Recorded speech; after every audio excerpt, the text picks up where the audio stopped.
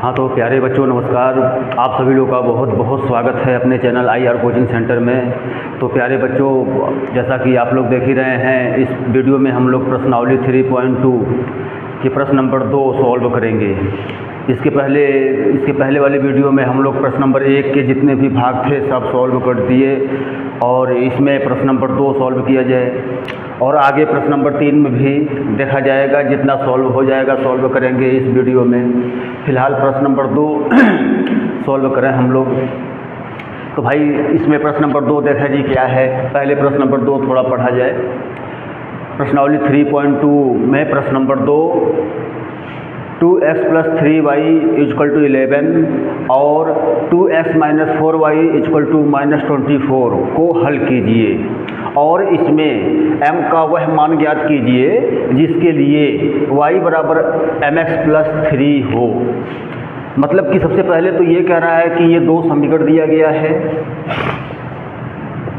2x + 3y = 11, ये पहला समीकरण मान लो और ये दूसरा समीकरण। ये 2 समीकरण इसमें दिया गया है।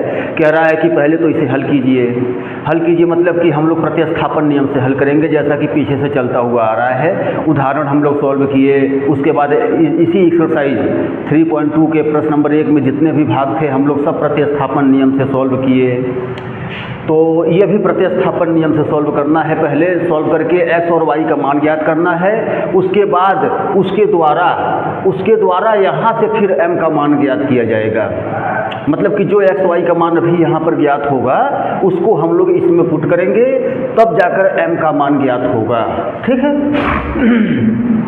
तो प्रतिस्थापन नियम के लिए बताया गया है कि उसमें सबसे मतलब कोई सूत्र कोई फार्मूला नहीं है, बस स्टेप बाय स्टेप हमें देखना है कि काम क्या हो रहा है।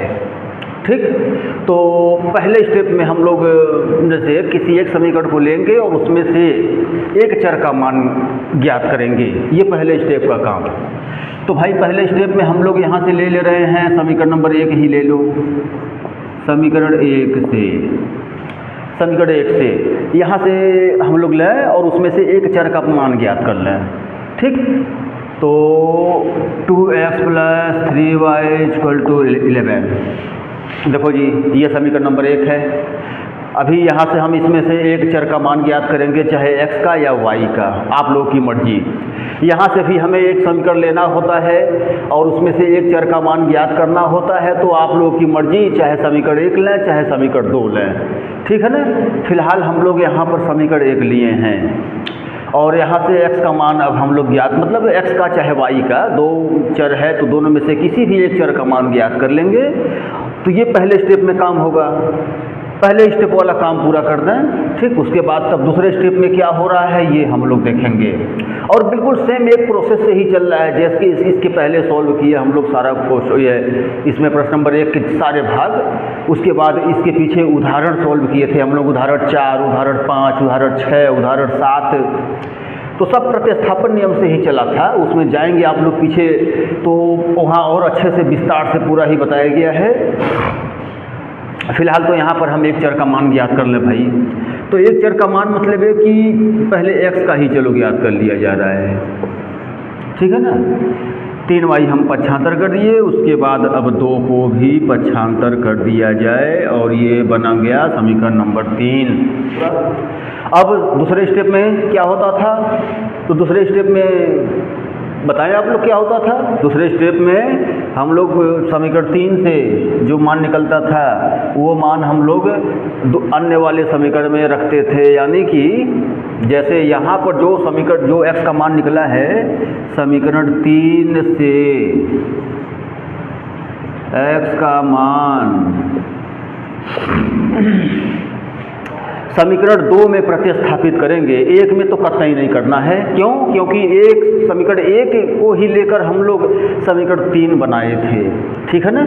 इसीलिए ये वाला मान 1 में नहीं रखेंगे, 2 में ही रखेंगे। तो समीकरण 2 में प्रतिस्थापित करने पर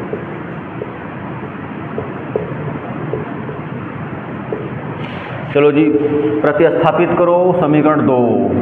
समीकरण 2 कहाँ है जी? ये रहा समीकरण 2। समीकरण 2 में x का मान x के जगह पर प्रतिस्थापित करना है, रखना है। देखो जी, ये x का मान हम लोग रख दिए x के जगह पर। उसके बाद बाकी और सब तो वैसे ही बिल्कुल सेम टू सेम लिखना है। देखा जी, सब कुछ सेम टू सेम। बाकी तो x का मान x के जगह पर रख दिए हम लोग। ये दूसरे स्टेप में काम हो रहा है। तो अब इसे सॉल्व कर देंगे भाई। तो यहाँ से y का मान निकलेगा, लेकिन अब सॉल्व कैसे करें तो अब देखें, आप लोग देखते जाएं। पहले तो ये 2 से 2 कैंसिल हुआ भाई, काट जल्दी से हटा दें, बोझ हल्का हुआ। फिर उसके बाद जो बचा है वो लिखें हम लोग। तो क्या बचा है, 11 माइनस 3y माइनस 4y बराबर माइनस 24। देखा जी, बचाइए, जो बचा है पहले हम लोग वो लिख लिए। और यहाँ से अब पता चल रहा है कि भाई 11 का पक्षांतर कर दिया जाए राइट में, और ये दोनों ऐड कर दिया जाए, माइनस माइनस प्लस, यानी कि माइनस 7y होगा। और 11 उधर करेंगे तो माइनस में होगा, यानी कि माइनस 24 है ही, माइनस 11 हो गया जी। देखें पक्षांतर के नियम से। उसके बाद ये दोनों माइनस माइनस प्लस, यानी जोड़ेंगे तब, और जोड़ेंगे तो आ जाएगा माइनस 35। देखा जी, माइनस 35 आया। अब माइनस 35 आया भाई, तो अब कैंसिल करो, माइनस से माइनस कैंसिल कर दो। और फिर जब 7 का पक्षांतर करेंगे तो 7 होगा बटे में, ठीक, 7 होगा बटे में। तो 7 पचे 35 बराबर आया 5, यानी कि y का मान आ चुका है 5। ठीक है जी, चलो y का तो मान आगे आ चुका। अब इस y का मान समीकरण, मतलब कि हम चाहे 1 में 1 2 3 किसी में भी रख सकते हैं, जो अभी ये y का मान निकला हुआ है। ये अब काम तीसरे स्टेप, दूसरे स्टेप का काम पूरा हुआ। अब तीसरे स्टेप में, और तीसरे स्टेप में बिल्कुल फाइनल आंसर आ जाना है आप लोगों का। तो मतलब अब y का मान, तो y का मान हम लोग समीकरण 3 में रखेंगे। समीकरण 3 में रखेंगे तो जैसा बताया गया है, थोड़ा समय बचेगा, क्योंकि समीकरण 3 में बिल्कुल देखें जी पक्षांतर किया कराया है। मान रखते ही अभी जल्दी से इस पर आंसर आ जाएगा। 1-2 लाइन सेव होगा और कुछ नहीं है, बाकी आपकी मर्जी। यहाँ पर समीकरण 1 में रख दें या समीकरण 2 में भी रख सकते हैं ये वाला मान, लेकिन हम लोग 3 में रखेंगे। तो y का मान समीकरण 3 में रखने पर तो पहले समीकरण 3 लिखना जी। ये देखा जी, समीकरण 3 लिखा गया। अब इसमें y का मान रखेंगे हम लोग। तो y का मान मतलब कि 3 गुणे y का मान 5, ठीक। और फिर तब अब यहाँ से एक काम किया जा रहा है, इसे हम लोग इरेज कर दे रहे हैं, इसको इरेज कर दिया जा रहा है। तो बाकी आप लोग वीडियो पॉज करके नोट कर सकते हैं, लिख सकते हैं, देख सकते हैं, समझ सकते हैं। फिलहाल हम लोग यहाँ पर ये वीडियो ये इरेज करके, और यहाँ पर क्योंकि अभी तो m का भी मान ज्ञात करना है। फिलहाल चलो जी, पहले ये x का मान ज्ञात करना है हम लोग। x का मान आ जाएगा 11 माइनस 3 पचे 15, और आगे आइए माइनस 4 आया तो जी ये देखें जी -2। x का भी मान आ चुका -2। चलो जी, मतलब हल तो हम लोग कर लिए, दोनों समीकरण दिया गया है तो उसको हल ज्ञात कर लिए हम लोग। अब m का मान ज्ञात करना है। तो भाई अब जो है, अब y बराबर mx प्लस c, अब इसे लेकर चलें। और इसमें जो x बराबर -2 तथा y बराबर जो निकला है 5, इसमें पुट करें हम लोग, रखने तुरंत अभी m का मान आ जाएगा तुरंत, ठीक है ना। ये 3 है जी, रखने पर रखो जी इसमें। तो y का मान 5, m का मान निकालना है, x का मान -2 प्लस 3। देखें हो गया बस। अब पहले 3 पक्षांतर कर दिया जाए, तो 3 इधर आया, ये घटेगा अब -2, यानी कि ये हो गया अब -2m बराबर 2, ये हुआ जी। उसके बाद इधर भी इरेज कर दिया जा रहा है।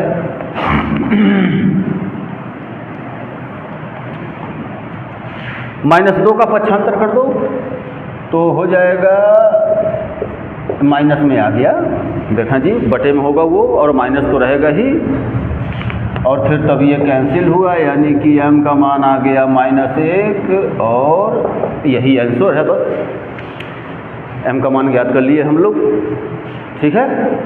तो इस प्रकार ये प्रश्न नंबर 2 ओके हुआ आप लोग का। अब प्रश्न नंबर 3, तो प्रश्न नंबर 3 में आप लोगों को 5 पार्ट दिया गया है। प्रश्न नंबर 3 में 5 पार्ट, 5 भाग है।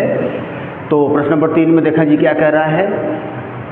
प्रश्न नंबर 3 में निम्न समस्याओं में रैखिक समीकरण युग्म बनाइए और उनके हल प्रतिस्थापन विधि द्वारा ज्ञात कीजिए। ठीक है जी। प्रश्न नंबर 3 में कुल 5 पार्ट है, 5 भाग में, जिसमें ये पहला भाग देखें जी क्या है। प्रश्न नंबर 3 का पहला भाग, 2 संख्याओं का अंतर 26 है और एक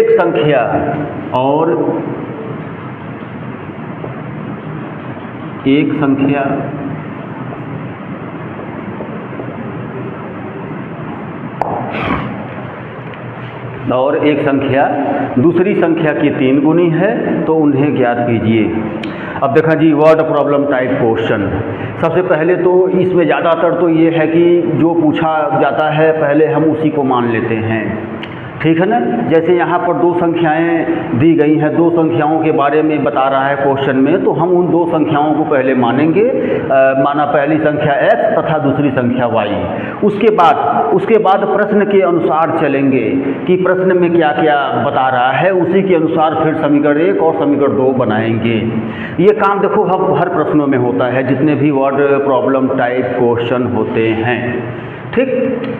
तो भाई पहले तो मान लिया जाए, पहले जो पूछा है वो पहले मान लिया जाए। और यहाँ पर 2 संख्याएं हैं, तो माना पहली संख्या बराबर x तथा दूसरी संख्या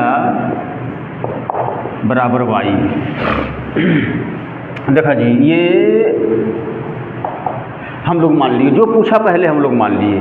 और इसके पहले भी वर्ड प्रॉब्लम टाइप क्वेश्चन चला, हम लोग समीकरण बनाए हैं, तो उसमें भी ऐसे ही थोड़ा हिंट किया गया था।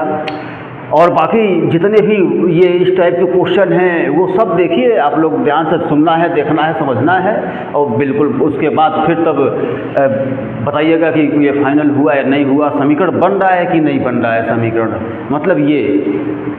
तो भाई समीकरण हम लोग आगे बढ़ें, अब प्रश्नानुसार चलें हम लोग। प्रश्न के अनुसार मतलब कि यहाँ से देखें जी, 2 संख्याओं का अंतर 26 है, तो यानी कि प्रश्नानुसार जो है हम लोग प्रथम शर्त से कर दे रहे हैं। प्रथम शर्त से 2 संख्याओं का अंतर, यानी कि पहली संख्या ये अंतर और फिर ये दूसरी संख्या, देखें जी, अंतर मतलब घटाना, माइनस का चिन्ह। तो दोनों 2 संख्याओं का अंतर 26 है और ये बन गया जी तुरंत समीकरण 1। देखें जी, जैसे बोला है 2 संख्याओं का अंतर 26 है, वही देखो हम लिखे हैं, अंतर मतलब घटाना, तो ये 26 हो गया। अब आ जाओ फिर दूसरे वाले शर्त में।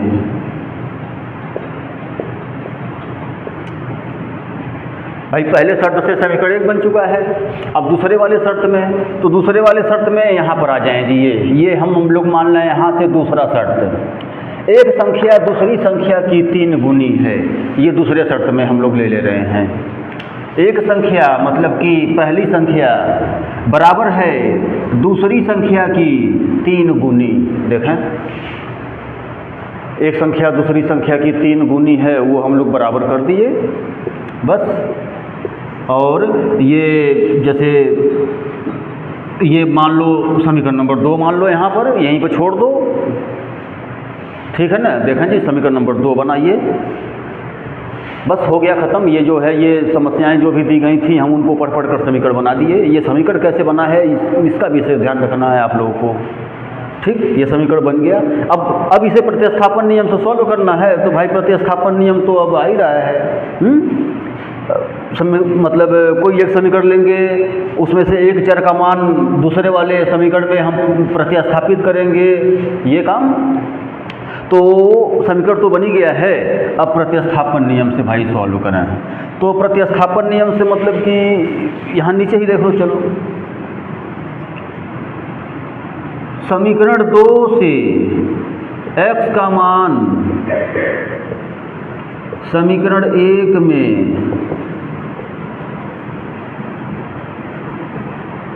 प्रतिस्थापित करने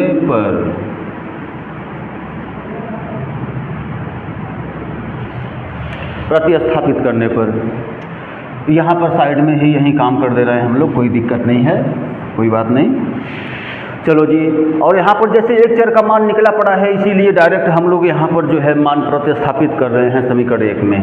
और अब यहाँ पर समीकरण 1 हम लोग लिख लें, और इसमें क्या निकला है x का मान 3y रखा है हम लोग x की जगह पर, 3y माइनस 1y, ठीक। x के जगह पर जो मान है भाई वो पुट कर दिया गया, बाकी और सब वैसे ही। और उसके बाद अब देखें पता चल रहा है, ये घटा देंगे 2y आया, और फिर 2 से ये काट देंगे तो आ गया 13। देखा जी, y का तो मान आ ही गया है। अब इस y का मान समीकरण 2 में रख दें हम लोग, तो x का मान आ जाएगा। तो y का मान समीकरण 2 में रखने पर, चलो जी पहले समीकरण 2 लिख लो। तब x बराबर 3y, तो x बराबर 3 गुणे y का मान 13, तो x बराबर 13 तियाँ 39। बस आ गया आंसर, ख़त्म हो गया पूरा। x का मान 39, y का मान 13, यानी कि वो दोनों संख्याएं, मतलब कि पहली संख्या 39 है और दूसरी संख्या 13 है, ठीक है ना। तो अब आंसर लिखना है, तो इसका आंसर जैसे यहाँ पर हम लोग लिख दे रहे हैं भाई, यहाँ थोड़ा लिख देंगे ऊपर सही रहेगा, आप लोग को यहाँ नीचे ही लिखना है बिल्कुल। तो हम लोग फिलहाल यहाँ लिख दे रहे हैं, मतलब यहाँ पर अतः दोनों संख्याएं, अतः इसका आंसर अब लास्ट में, अतः पहली संख्या बराबर x माने थे और x का मान आ गया है 39,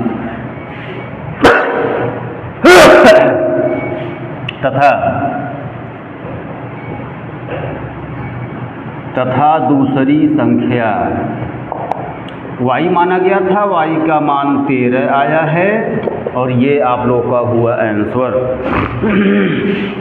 यानी कि प्रश्न नंबर 3 का पहला भाग कंप्लीट। तो इसका दूसरा पार्ट, दो संपूरक कोणों में बड़ा कोण छोटे कोण से 18 डिग्री अधिक है, उन्हें ज्ञात कीजिए।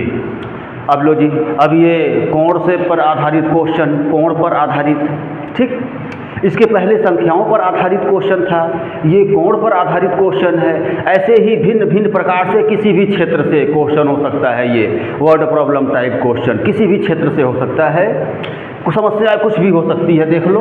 अब जो भी समस्याएं होंगी जिस क्षेत्र से होगा वो पढ़ कर समीकरण हम लोग बनाएंगे, मान ज्ञात करेंगे, हल ज्ञात करेंगे। फिलहाल यहाँ पर कोणों का सिस्टम दे दिया है, तो कोण के बारे में अब देखा जाए क्या है। कोई दिक्कत नहीं, घबराने वाली कोई बात नहीं, बिल्कुल एकदम लगे रहें, सब क्लियर होगा। 100 में 100% गारंटी के साथ एक एक क्वेश्चन फाइनल होगा। तो देखें जी, सबसे पहले तो समपूरक कोण किसे कहते हैं, समपूरक कोण किसे कहते हैं बताएं आप लोग, पता है आप लोगों को?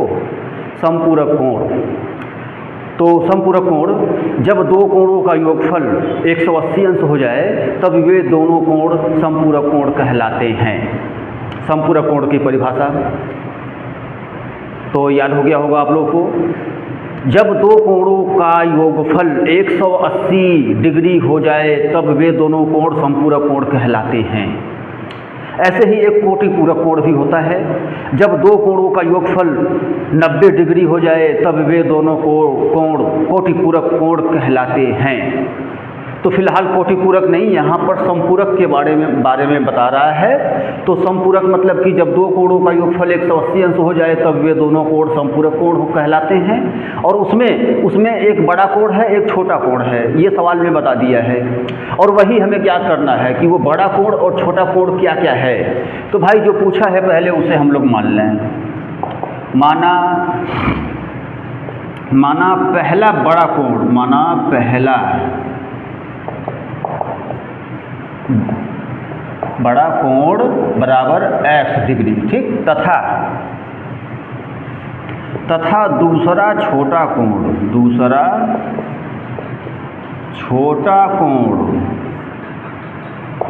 बराबर y। चलो जी, ये तो मान लिया गया, जो ज्ञात करना है हमें वो मान लिए हम लोग। अब देखें जी, सबसे पहले तो यहाँ पर जो है हम ये समीकरण बनाएंगे कि भाई जब संपूरक कोण ये दोनों है तो इनका योगफल 180 अंश होगा, इससे समीकरण बनेगा। और फिर यहाँ पर देखो क्या बता रहा है, दो संपूरक कोणों में बड़ा कोण छोटे कोण से 18 डिग्री अधिक है। चलो जी, पहले इसको ही लेकर समीकरण 1 बना दे रहे हैं हम लोग, फिर अभी समीकरण 2 हम लोग बनाएंगे, समीकरण 2 भी बनेगा इसमें। पहले जितना दिया है इससे पूरा समीकरण अभी 1 बनेगा केवल। तो इसमें बता रहा है, देखें जी क्या कह रहा है, इसमें प्रश्नानुसार कर दो। प्रश्नानुसार क्या कर रहा है, बड़ा कोण छोटे कोण से 18 डिग्री अधिक है। तो भाई बड़ा कोण बराबर है छोटे कोण से 18 डिग्री अधिक। अधिक मतलब प्लस का चिन्ह लगा दिया गया है। देखो एक बार फिर से, बड़ा कोण बराबर है छोटे कोण से 18 डिग्री अधिक। बिल्कुल जैसे बोला है वैसे ही लिखा गया है, जैसे बुक में देखा जी, क्वेश्चन में जैसे बोला है वैसे ही लिखा गया है, बिल्कुल सेम टू सेम। और ये आप लोगों का बन गया समीकरण नंबर 1। चलो जी, एक काम करो, पक्षांतर कर दो, पक्षांतर करके तब बना दो समीकरण नंबर 1, कोई दिक्कत नहीं। चलो जी, ये तो इतना हुआ। अब एक चीज़ और देखो, एक काम करो, ये समीकरण नंबर 1 जो है यहीं पर बना दिया जाए। समीकरण 1 यहीं पर बना दें हम लोग, क्योंकि प्रतिस्थापन नियम से सॉल्व करना है तो वो बाद में तो मान निकालना ही पड़ेगा। क्यों, एक चक्र को बाद में मान निकालना ही है रखने के लिए, जो हम लोग पहले स्टेप में काम कर रहे थे। तो अब ये इसीलिए समीकरण 1 यहीं पर बना दें हम लोग, ठीक, कोई दिक्कत नहीं, पक्षांतर कर देंगे तो भी कोई बात नहीं है। चलो जी, ये तो समीकरण 1 बना। अब देखो जी समीकरण 2 के लिए, तो समीकरण 2 के लिए अभी बताए हैं कि दो संपूरक कोणों का योगफल 180 डिग्री होता है। तो ये रहा जी, देखो जी 180 दो जी, बहुत जल्दी बना दोनों समीकरण, एकदम तुरंत बना, एक एक लाइन में ही बना, तो और बढ़िया ही है, राहत है कुछ।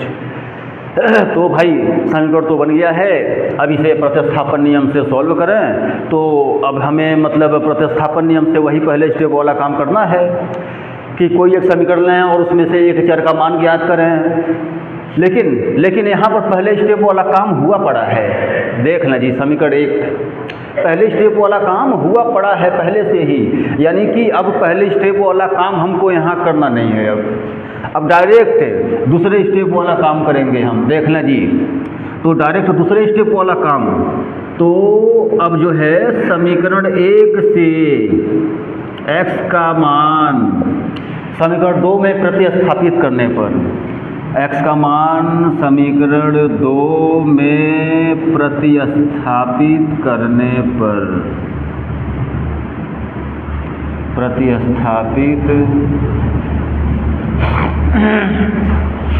तो पहले समीकरण 2 लिख लें हम लोग, x + y बराबर 180, और इसमें x का मान x के जगह पर, तो x का मान x के जगह पर लिखा जाए जी।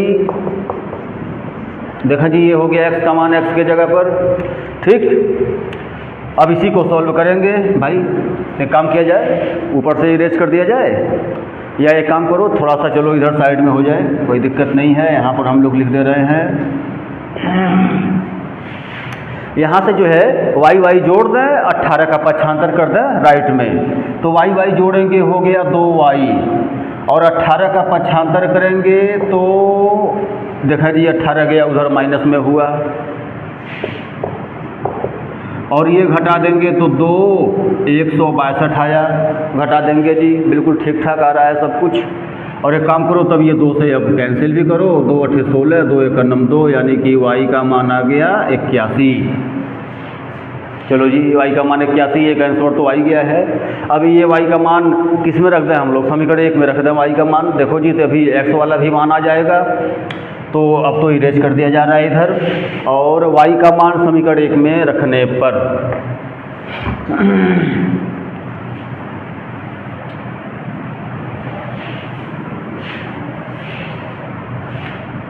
तो यहाँ पर हम लोग फिर से कर रहे हैं, मतलब कि y का मान